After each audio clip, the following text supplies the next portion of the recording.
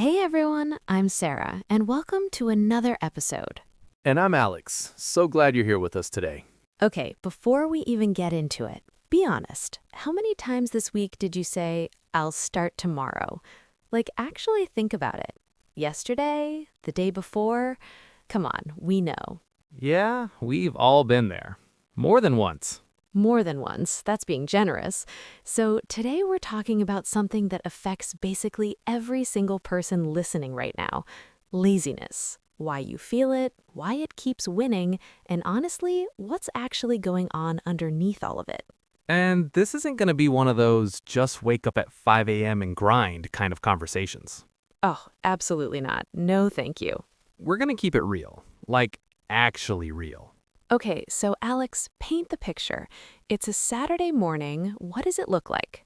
All right, alarm goes off at 9. You hit snooze, then again. Then you finally pick up your phone, not to do anything productive, just to scroll. Instagram, TikTok, YouTube. 30 minutes goes by and you haven't moved. Oh my gosh, yes. And then you tell yourself, okay, I'll get up after this video. And then there's another video and another one. And suddenly it's noon and you're still in bed and you haven't eaten and you feel kind of gross, but also you don't want to move. Exactly. And the worst part, you had a whole list of things you were going to do that day. The list that never gets done. The gym, the assignment, the email you owe someone, the thing you've been putting off for 2 weeks. 3 weeks, honestly. And instead of doing any of it, you end up on the couch watching Netflix for 4 hours, telling yourself it's fine because I'll be productive tomorrow. I feel so called out right now, and we literally wrote this. Okay, so why does this keep happening? Like, it's not like we don't know we should be doing things. We know. So what's the deal? That's the interesting part. Most people think laziness is about being tired or unmotivated, but it's deeper than that. A lot of the time, laziness is actually about comfort. Okay, say more. So your brain is always looking for the path of least resistance. That's literally how it's built. It wants to save energy. And in today's world, especially in the US, there are so many things designed to keep you comfortable. Your phone, your couch, delivery food, streaming services, everything is designed to be easy. So the environment is working against us a little bit. A lot, actually. Think about it. 100 years ago, if you were bored, you have to go outside. Now you have infinite entertainment in your pocket. You can literally never run out of content. That's kind of terrifying when you put it like that. It is. And the problem is, your brain starts to prefer that comfort. It gets used to instant rewards. Watch a video, get a little dopamine hit, scroll through Instagram, feel that little buzz. And then when you have to do something that actually takes effort, like study for an exam or start a project, your brain is like, no thanks, I'd rather do the easy thing. So it's not even really about being lazy as a personality. It's more like our brains are just taking the easiest option available, right? Pretty much. The easier the option, the more your brain wants it. And right now, the easiest options are really, really easy. Okay, that actually makes me feel a little better. And also worse, because now I have to deal with it. So what are some of the specific reasons people get stuck in this loop? All right, so there are a few big ones. The first one is the comfort zone. And this is huge. When you're comfortable, there's no pressure to move. You're not in pain, you're not in crisis. Things are okay enough. So why change anything?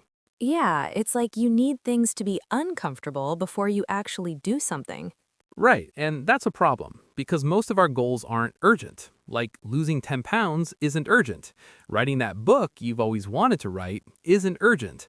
Saving money isn't urgent until it suddenly is. So we keep pushing it off because nothing is forcing us to act right now. I'll do it when I'm ready. Oh, that's a big one. People wait to feel ready. Yes, waiting for motivation. That is probably the number one trap. People think motivation is supposed to show up first, like you'll wake up one day and just feel inspired and ready to go. But that's not how it works. How does it actually work? Action comes first. Motivation follows. You don't wait to feel like working out before you go to the gym. You go, and then 5 minutes in, you start to feel okay about it. The feeling comes after the action, not before. That's such a mind shift because I genuinely used to wait to feel motivated. Like I'd sit there thinking, I just don't feel it today. And then I do nothing and feel terrible about it. And that guilt makes it even harder to start next time. It's a cycle. You don't do the thing, you feel bad. That bad feeling makes it harder to face the thing, so you avoid it more. Ugh. Okay, what's the third reason? Fear of effort. This one's sneaky because it doesn't feel like fear. It just feels like I don't want to. But underneath it, a lot of people are scared of how hard something might be, or scared of starting and failing. So instead of trying and maybe failing, they just don't try at all.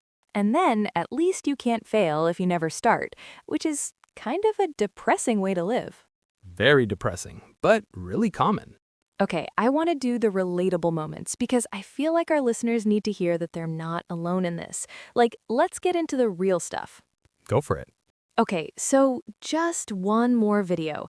You're on YouTube or TikTok and you say, okay, one more and then I'm done. And that one more turns into 45 minutes. Every time, without fail. Skipping the gym. You were supposed to go, you even had your shoes ready, but then you thought, I'm a little tired today, I'll go tomorrow. And tomorrow you did the exact same thing. Been there, multiple Mondays in a row. Starting next week. Oh, this is my personal favorite. Like, there is something psychologically powerful about next Monday. I'm starting fresh on Monday. And Monday comes, and Tuesday you've already quit. The fresh start effect. People love a reset date. New week, new month, January 1st. But the date doesn't change anything. You do. Right. And then there's weekend laziness, which honestly should be its own category. You work hard all week, or you tell yourself you did, and then Saturday and Sunday you're completely useless. You're horizontal on the couch with snacks, watching 6 hours of a show you don't even fully like. Yeah, and you feel guilty about it, but not guilty enough to stop. Not guilty enough to stop. That's the exact level of guilt. Just enough to be annoying, but not enough to do anything. And that delaying work thing. You open your laptop, you have a deadline, you open one tab for work and then 6 other tabs for everything else, and you work for 3 hours but actually produce like 20 minutes of real stuff. Productive procrastination. You're busy doing everything except the actual thing. Cleaning your room before writing an essay, organizing files when you're supposed to be studying. You're moving, it feels like progress, but you haven't touched the real task. Okay, I have to laugh because I reorganized my entire closet the night before a big work presentation. Like, why? Why did I do that? Because your brain wanted to feel productive without the discomfort of the hard thing. Ah, okay, so now I'm feeling very understood and also very exposed. Let's get into what people can actually do about it, because I don't want people to walk away from this feeling hopeless. Right, and I want to be clear, these aren't hacks, these aren't magic tricks. They're just things that actually work if you give them a real try. Okay, first one. Start so small it feels almost stupid. Like if you want to work out, tell yourself you're going to do 5 minutes, not an hour. 5 minutes. If you want to write, open the document and write one sentence, just one. The goal is to start. Because once you start, you usually keep going. Almost always. The hardest part isn't the middle of the task. It's getting past the first 30 seconds of resistance. After that, it gets easier. That's actually so true. Once I'm at the gym, I'm fine. It's getting out the door that kills me. Exactly. So lower the barrier to entry. Make it so easy to start that you have no real excuse. Okay, what else? Build habits slowly. Don't overhaul your entire life in one day. That's how people burn out and quit by day 3. Pick one thing. Do it every day. Let it become normal before you add anything else. Small and consistent beats big and inconsistent. Every time. The person who goes to the gym for 20 minutes every day will get further than the person who goes for 2 hours once a week and then disappears for a month. Yes, and I think that's where people mess up. They try to go from 0 to 100, like, I'm gonna wake up at 5, work out, journal, meditate, eat clean, read for an hour, And do that all on day 1. and then fail and decide they're lazy. When really, they just bit off too much. Consistency is the whole game. Okay, third one. reducing distractions, because we talked about how our environment is working against us, right? Yeah, so if your phone is a problem, fix the environment. Put it in a different room when you're working. Delete the apps that you mindlessly open. Turn notifications off. Don't rely on willpower. Change the setup so you don't need as much willpower. Because willpower runs out. It's like a battery. You only have so much of it each day. Exactly, so use your environment to do the heavy lifting. If you want to eat healthier, don't keep junk food in the house. If you want to read more, put a book on your pillow. Make the good choice the easy choice. That's such simple advice, but it genuinely works. Because it removes the decision point. You don't have to fight yourself every time. The good option is just right there. Okay, I want to get into something a little deeper now, because I think underneath all of this, the scrolling, the procrastinating, the I'll start Monday stuff, there's something bigger going on, like a real talk moment. Yeah, here it is. If nothing changes, nothing changes. And that sounds obvious, but really sit with it. It's easy to think, I'll get serious later, like life will somehow click into place and you'll suddenly feel ready. But later becomes another later, and time doesn't stop for anyone. And the thing is, the habits you're building right now, they don't disappear. If you're in a habit of avoiding hard things, that habit gets stronger. If you're in a habit of numbing out with your phone every time you're bored or stressed, that habit gets stronger. And it shapes who you become. Like, we're not just talking about missing a workout, we're talking about the pattern. The person who always finds a reason to not start becomes someone who's really good at not starting. Yeah, and look, this isn't about shame. Nobody should feel terrible about themselves over this. Literally everyone struggles with it. Literally everyone. Our brains are all wired the same way. This isn't a personal failure. But it is something you can change, slowly, intentionally. And the difference between people who make progress and people who don't isn't talent or willpower or even energy. It's usually just the decision to start, today, not Monday. Even when you don't feel like it. Especially when you don't feel like it. Okay, so let's bring this back around because I think one thing we haven't talked about is self-compassion. Like, a lot of people who struggle with laziness also beat themselves up really hard about it. That's such a good point. The guilt spiral is real. You don't do the thing, you feel bad, you feel like you're a bad person, and then feeling like a bad person makes it even harder to do the thing. And then fail and decide they're lazy. When really, they just bit off too much. Consistency is the whole game. Okay, so let's bring this back around because I think one thing we haven't talked about is self-compassion. Like, a lot of people who struggle with laziness also beat themselves up really hard about it. That's such a good point. The guilt spiral is real. You don't do the thing, you feel bad, you feel like you're a bad person, and then feeling like a bad person makes it even harder to do the thing. And then fail and decide they're lazy. When really, they just bit off too much. Consistency is the whole game. Okay, so let's bring this back around because I think one thing we haven't talked about is self-compassion. Like, a lot of people who struggle with laziness also beat themselves up really hard about it. That's such a good point. The guilt spiral is real. You don't do the thing, you feel bad, you feel like you're a bad person, and then feeling like a bad person makes it even harder to do the thing. So you kind of have to break that cycle, not just with action, but with how you talk to yourself about it. Right. Don't say, I'm so lazy. That becomes your identity. Say, I didn't do it today. That's just a fact. Facts can change. I love that. Words matter. Identity matters.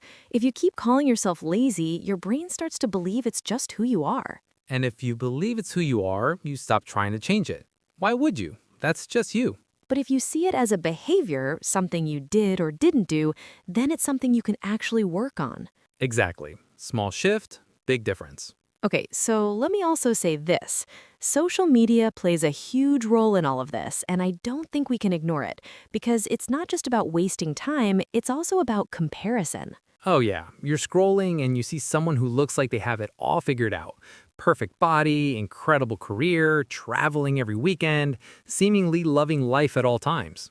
And you feel behind. You feel like everyone else is doing something, and you're sitting there in your pajamas eating cereal at 3 in the afternoon. which makes you feel worse. And when you feel worse, you want comfort. And comfort is more scrolling. And then you see more people who seem perfect, and you feel worse again. It's such a trap, and none of it is even real. Like, nobody posts their lazy days. Nobody posts themselves lying in bed for 2 hours doing nothing. Except us, apparently. Exactly. We're out here talking about it. But yeah, comparison is a huge fuel for procrastination because it makes you feel like you're too far behind to even bother starting. And that's not true, but it feels true in the moment, which is why putting down the phone isn't just about saving time, it's about protecting your headspace. Your headspace, your self-image, your motivation, all of it. Because you can't build momentum when you're constantly being reminded of how far you supposedly are from where you want to be.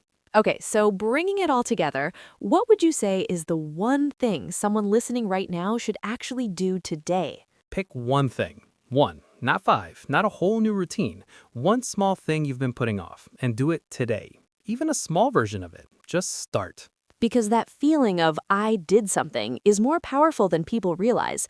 It builds confidence. It creates a little bit of momentum. And momentum is everything. Once you start feeling like someone who does things, doing things gets easier. I love that. You become the person you want to be by doing the things that person would do before you feel ready. Before you feel ready. That's key. All right, I think that's a wrap on this one. But real talk, we want to hear from you.